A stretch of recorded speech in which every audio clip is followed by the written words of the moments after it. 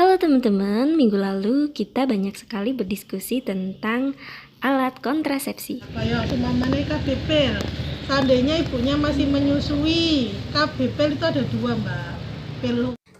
Ya, bersama Bidan Ila kita belajar mengenali bentuk dan juga dampak KB itu sendiri, baik bagi laki-laki maupun bagi perempuan. Selanjutnya, apa sih bentuk KB itu? Yang pertama yaitu KB kalender.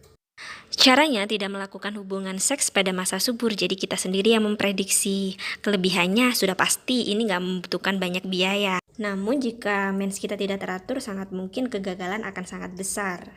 Tapi kontrol sepenuhnya ada pada individu ya. Kedua adalah kondom. Kondom ini merupakan wadah yang terbuat dari karet dengan ruangan yang dilebihkan pada ujungnya untuk menampung sperma sehingga tidak sempat bertemu dengan sel telur.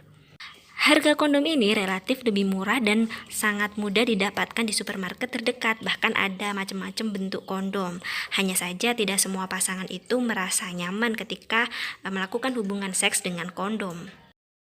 Yang ketiga adalah KB suntik. Cara kerjanya adalah mengatur hormon sehingga mengentalkan lendir atau cairan rahim untuk mempersulit sperma bertemu dengan sel telur. KB ini relatif lebih efektif dibandingkan kondom, tapi kita harus tahu bahwasanya tidak sembarangan suntik itu cocok pada diri kita, sehingga kita harus dan wajib konsultasi dengan dokter ya.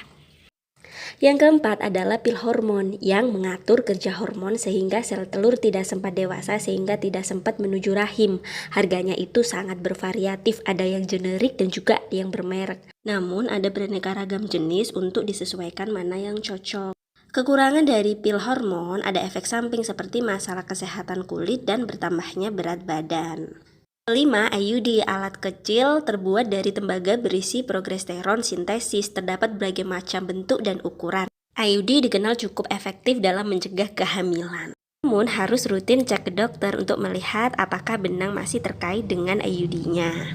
Efek samping yang dirasakan oleh perempuan pun itu berbeda-beda. Ada yang merasakan sakit kepala, keluar cairan berlebihan dari vagina, dan rasa sakit di bagian payudara. Keenam, KB susu yang diselipkan di bawah kulit, biasanya di tangan. Susu akan melepaskan hormon secara berkala dalam dosis yang sudah ditentukan. Dan tidak sembarang susuk itu cocok sehingga harus tetap berkonsultasi dengan tenaga medis.